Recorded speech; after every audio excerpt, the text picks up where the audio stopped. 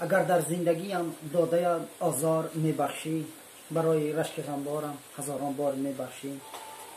درود دوستان مهربان و برداران عزیز. امروز میخواستم یک چند سخن درباره زن، یعنی مادر و خواهر تاجیک زن سخن بگویم. سرچشمه های جهانی و تاریخی گواه آن هستند که زن تاجیک از قدیم دارای حقوق و برابر بود با مانند مرد. با مانند چنین ماندن بزرگان قهرمانان با مانند تامیریس، گردآفرید، رودابه و دیگرها و صدها دیگرها. و آن روزی که عرب پایش را بر آیان زمین و به خراسان ماند، آن وقت زن حسی کس یعنی نفر یا شخص بودن را از بین بود و همچون مال تبدیل شد و دیگر نامهای زنهای قهرمان به وجود نآمد. ولی بودن مردانی که این ناموس خود، آبروی ملت را نگاه داشتند، بابایان ما و نیاکان ما و نبیره های آنها خیانتی را پیش گرفتند که یعنی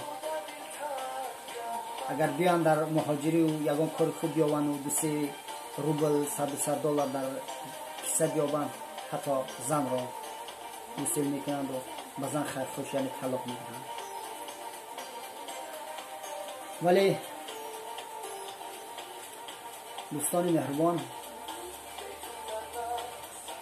چند روز پیش یک کودک 6 ساله را دیدم که با او کمی صحبت کردم.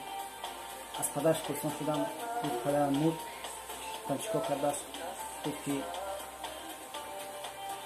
بازیچه دستای را کشتند و در فکری آن چیزی گذاشته کودک که بازیچه است.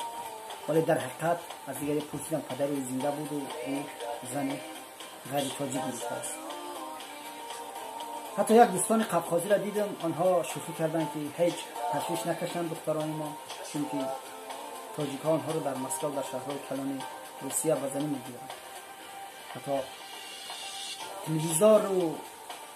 تلویزیون بزرگترین عرب ها در خودش بود که با شکل SMS یعنی نامه زنهای خود را می‌رانند. این بسیار شرمندگی و ناگوار است. اینقدر ما به احترامی به زن و به مادر و به خواهران خود میکنیم. و یک روز من در اینترنت شعری یافتم عبدالواحد زیور که درباره کودکی میگوید که وقتی روزی عید رمضان یا قربان است، کودکی میگوید پایلوچ و از او پرسان میشود که تو کیستی؟ میگوید که من پسر فلان و پدرم در مهاجرت است که مادرم را پرتافت است و زن دیگر گرفته است و از یادش برآمدنیم. ولی این حادثه انسانی ملت دوست را آرام نمیگذارد و قلم را میگیرد و شعری را مینویسد. این شعر را من میخوانم که چنین است که بسیار او را خواندند، ولی شعری که بزرگ است، او کهنه‌ای ندارد و او را باز میخوانند و میخوانند. آفتاب اگر مشعله افروزد چی، ماهتاب به من دیگر اگر دوزد چی. من مهر و محبت شما خواهم، دادا دلتان به من نمی سوزد چی. پاپوش یگانم درید است عطا، خوش از سر سخت من پرید است عطا. پایهای کفیدم چنان خونشارند، این حالی مرا سگ ندید است عطا. دادا دادا شما کجای دادا، حسرت به دلم چرا نآید دادا. همسایه برای دخترش کرته خرید، از بهر خدا چکم نماید دادا. در پیش زمستان خنوک است پدر، پیراهن خواهرم تنوک است پدر. دادرچم امسال به مکتب نرود، محتاج به کاستوم و بروک است پدر. دادا دادا شما مرا میشنوید، دردی دل بیماری مرا میشنوید. من گله بسیار ندارم دادا، این گریه افگاری مرا میشنوید.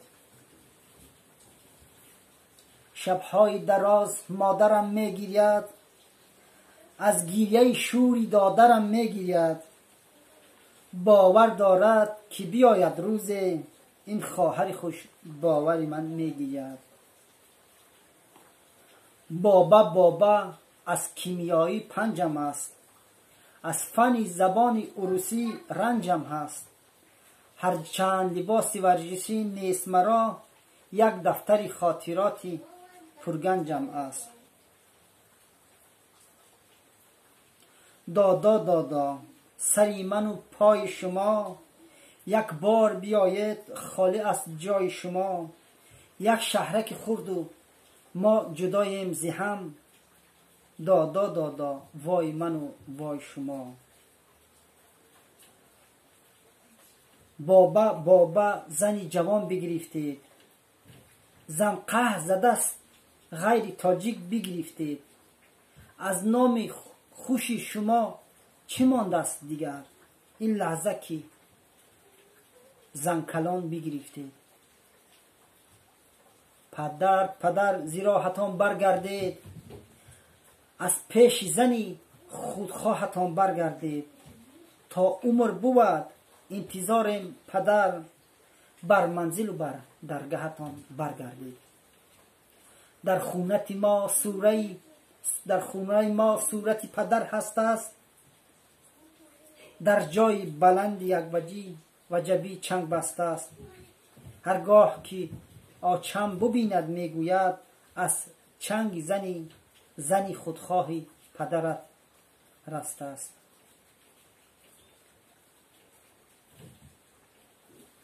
دادا دادا چرا کتابم نخرید، من تشنه شدم قطره آبم نخرید.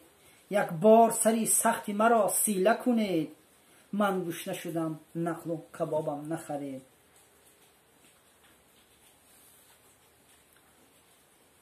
دادا دادا علم کشیدم دادا، از اشک زیاد نم کشیدم دادا. نادیده جوانی پیر شدم میفهمید، از زنده جدایی غم کشیدم دادا. دوستان عزیز، این شعر رو بعضی جایش رو من گفتم این دادا بود. در آنجا من بعضی واژه هایی که در تاجیکستان استفاده میبرم با مانند بابا، پدر و آتر رو استفاده بردم. و در امان خدا باشید.